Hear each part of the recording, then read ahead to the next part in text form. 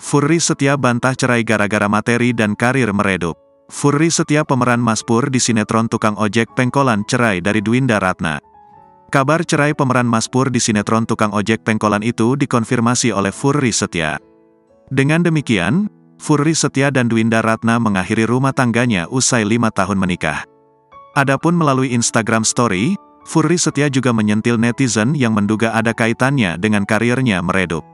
Namun, ia menegaskan perceraiannya dengan Dwinda Ratna bukan karena materi atau popularitas yang telah meredup.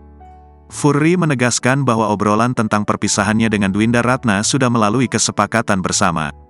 Ini sudah kesepakatan berdua sejak lama, kata Furry Setia. Furry Setia membahas mengenai tidak bergabungnya dia dengan sinetron yang membesarkan namanya adalah keinginan sendiri. Dan sama sekali tidak ada hubungannya dengan perpisahan kami. Itu dua hal yang jauh dan sangat berbeda, ucap Furry Setia lagi. Furry menyebut hubungannya dengan mantan istrinya kini berjalan dengan baik usai putusan perceraian.